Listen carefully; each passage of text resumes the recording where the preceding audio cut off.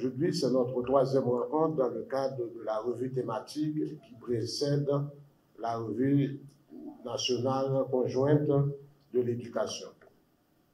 C'est un exercice de redevabilité mutuelle où tous les acteurs du secteur de l'éducation qui sont impliqués dans la mise en œuvre de la politique éducative d'Haïti, nous nous réunissons pour regarder le travail qui a été fait de 2020 jusqu'à 2025, pour constater les progrès que nous avons pu réaliser ensemble, les initiatives qui n'ont pas pu aboutir et examiner pourquoi ces initiatives n'ont pas abouti, et également pour formuler des recommandations, non seulement aux autorités du pays, mais aussi à tous les partenaires qui sont impliqués dans la politique éducative du pays.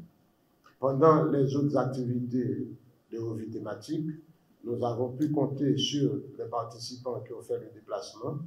On a fait des travaux qui ont abouti à des résultats qui vont être utiles pour le rapport qui va être produit dans le cadre de la revue nationale conjointe de l'éducation. Nous espérons qu'on va avoir les mêmes performances avec le groupe thématique gouvernance et financement de l'éducation. Toutes ces activités-là sont faites sous le leadership du ministère de l'Éducation nationale et de la formation professionnelle, avec la coordination de l'ONAPE et l'appui technique de l'UNESCO, ainsi que le groupe sectoriel de l'éducation, le groupe local des partenaires de l'éducation, GRPEH, qui soutiennent les activités de l'éducation en Haïti. Donc, nous espérons qu'avec la revue sectorielle conjointe de l'éducation, pour les 5 années qui restent, on va avoir de meilleures stratégies pour donner de meilleurs résultats dans la mise en œuvre de la politique nationale d'éducation en Haïti. Nous remercions tous ceux qui font le déplacement pour participer à ces activités, notamment les journalistes qui sont toujours présents pour pouvoir rapporter à la population en général les résultats des travaux qui sont réalisés ici. C'est avec un profond sentiment de responsabilité et d'engagement que nous nous réunissons aujourd'hui pour cet atelier consacré à la gouvernance et à la finance dans le cadre de la revue sectorielle conjointe de l'éducation. Cet exercice est une étape essentielle pour évaluer ensemble les progrès réalisés au cours des 4 dernières années dans l'exécution du plan décennal, mais également pour identifier les défis persistants et tracer des perspectives pour la période 2025-2030. Depuis l'adoption du plan décennal, nous avons mis en œuvre de nombreuses initiatives visant à améliorer la gouvernance du système éducatif en collaboration avec nos partenaires internationaux et nationaux. Toutefois, comme l'ont révélé les analyses sectorielles, des défis majeurs demeurent.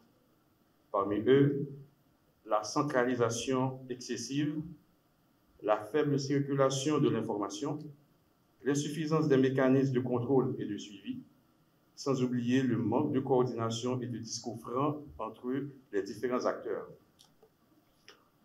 Aujourd'hui, à travers cet atelier, nous avons une occasion unique de faire le bilan de nos avancées, d'identifier nos lacunes et de formuler des solutions concrètes. En fait, si la gouvernance est le pilier fondamental du système éducatif, ces faiblesses ont des répercussions directes sur la qualité de l'éducation, sur son accessibilité et sur l'efficacité de nos investissements. L'un des objectifs majeurs de ces échanges sera donc de proposer des stratégies adaptées à la réalité du terrain qui permettront de renforcer la transparence, l'efficacité administrative et la gestion financière du secteur éducatif. Nous devons nous assurer que les politiques et les actions entreprises répondent aux véritables besoins de la communauté éducative et qu'elles tiennent compte des réalités socio-économiques et géographiques du pays. Nous saluons particulièrement l'engagement et le soutien de nos partenaires techniques et financiers qui nous accompagnent dans cet effort de réforme et d'amélioration continue du système éducatif. Leur appui est précieux et nous devons renforcer cette collaboration pour bâtir un cadre de gouvernance plus solide et plus performant. Mesdames et messieurs, ces 3 jours de travail doivent être productifs. Les premières avancées l'ont déjà été et nous voulons qu'ils soient orientés vers des recommandations pratiques. Nous comptons sur votre expertise, votre engagement et votre esprit de collaboration pour que les conclusions issues de cet atelier servent de base à une gouvernance plus efficace et plus résiliente. Ensemble, engageons-nous à faire de la gouvernance et de la finance des leviers de transformation du système éducatif au service d'une éducation de qualité pour toutes et pour tous. Nous avons un plan d'éducation qui doit être en lien avec le plan stratégique de développement et du pays. Dans ce plan, il y a un axe majeur, c'est bien la question du renforcement de la gouvernance du secteur. Et tout est par rapport de gouvernance, il ne faut pas oublier, il y a la question de finances. La question de finances, c'est très important. Et que dans ce plan, nous avons quatre grands axes, que ce soit la croissance de l'accès pour tous les niveaux d'enseignement, que ce soit le préscolaire, le fondamental, le secondaire, la formation technique professionnelle, et même l'enseignement supérieur, et l'aspect non formel, comme une éducation alternative pour ceux qui avaient raté l'école. Moi, personnellement, j'avais dit qu'il y a 4 éléments extrêmement importants pour parler de la question de gouvernance et du secteur. Et on sait déjà que, à part de la question de mission, parce que la mission du ministère, c'est d'accroître l'accès à des enfants à tous les niveaux d'enseignement de façon gratuite et obligatoire, pour que plus tard ces enfants-là ne soient pas problème pour la communauté, mais plutôt solution. Nous ne voulons pas avoir des enfants soldats, comme de nos jours, pendant le moment sans parler avec nous là, il y a un pile Timoun, il y a un pile adolescent qui est enrégimenté dans les gangs armés pour semer le deuil et la désolation dans les familles par des cas d'assassinat et de kidnapping. L'État nous travaille pour faire une mélodie, pour voir si on atteint l'objectif scolarisation universelle. Et question financement est important en pile et pour l'État. Et que dans notre plan, et que nous travaillons et sur l'axe aussi, c'est axe qualité.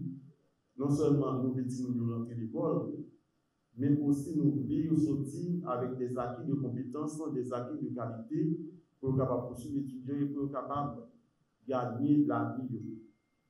Et c'est dans ce sens, le ministre de l'Éducation, le ministre Antoine, ils ont certains penchants, non seulement pour l'enseignement de base avec préscolaire, mais aussi ils ont penchant pour la formation professionnelle.